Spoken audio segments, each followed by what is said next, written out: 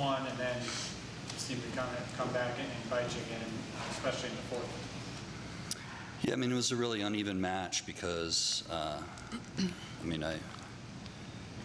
it wasn't, and the first 4 sets, none of them were competitive. Somebody was out ahead early and just kind of steamrolled. The 5th set was a really good, well-played, competitive match on both sides. If we pass well, we're a really good team, and if we don't, we become predictable and we struggle to score, like a lot of teams. And so you can look at, sets 2 and 3 that we won, we passed extremely well. Even in set 5, we passed pretty well, and just didn't go our way. So, find a way to learn from it and regroup and get ready for this weekend. CC, Joss, what are you guys going to be able to take from this match into Sunday's match, since you have another big one coming up against Arizona? I think kind of just like Jesse just said, just like trying to keep it consistent in all areas. I think that's the first match that we've really had where it's been so extreme up and down. And we know we're better than that. We know that we can play more consistently, and especially, like he said, when we pass well, we're a really good team.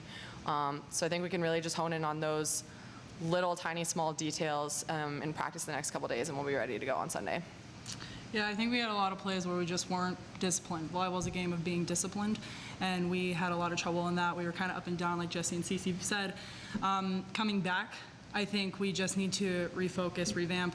Ultimately, losing always is not so much fun, but we need to come back ready to compete, disciplined and focused against Arizona. Kind of the same question I asked Coach for you too. What do you attribute the up and down kind of play tonight to? Was it the errors, the passing? What do you think was kind of missing tonight? Yeah, I would say passing was definitely part of it, but like little tiny small communication errors also contributed, errors at the wrong times, just inconsistent play on our part. Adding on to my last comment, volleyball is a game of being disciplined, but it's also a very mental game.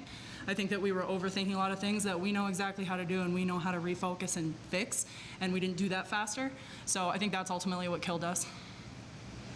Josh, you look pretty animated talking to the team right afterwards. Anything you can share about what you said to the team? Just like I had said before, it really stinks to lose, and especially like that, a nail biter like that close. When you're that close, it's very upsetting, but we need to, if we're going to take anything from it, Jesse had said to us, if we're going to take anything from it, it's learn from the game, okay? And like I said, we weren't disciplined, we weren't focused. We need to learn from that, and we need to come back ready on fire against Arizona.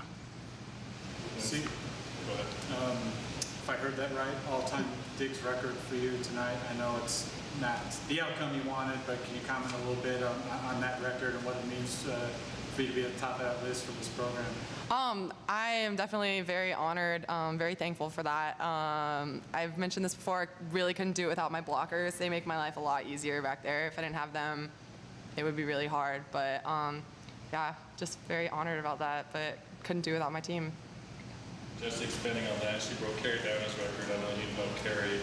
Can you talk a little bit about the player that Carrie was and why this is a 22-year-old record? It's kind of special in this program. Yeah, Cece might not know Carrie, but Carrie's probably one of the best all-around players in CU volleyball history, I think. I mean, if you look at our stat book, her name is all over it, from an offensive and a defensive standpoint.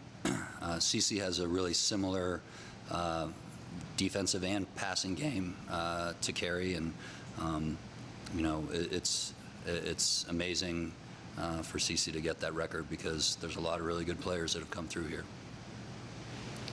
Coach, when you talk about getting back to the drawing board the next couple of days, what do you feel like you have to work on the next couple of days to get ready for Sunday?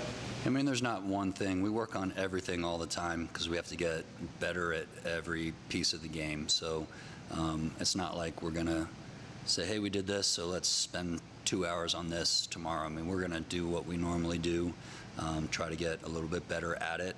I think after every point that we lost, our team can look and see, hey, this is what we did. This is why that happened. We're at that place now, and as we go through the season, we're going to have to start self-correcting in games, not just off the bench, and we're going to have to start to get better. Because every match is going to be like this. Every match is going to be tough, whether we're on our home floor or on somebody else's.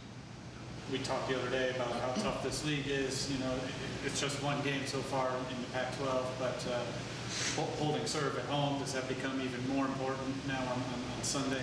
Yeah, well, you know, we have 19 more matches, so the sky's not falling just yet, right? But, you know, you want to win at home because it's tougher on the road. So we have to go find a way to steal one back, you know, whether it's stealing one from Utah or stealing one from somebody else. But we're going to have to get one more than maybe we should have.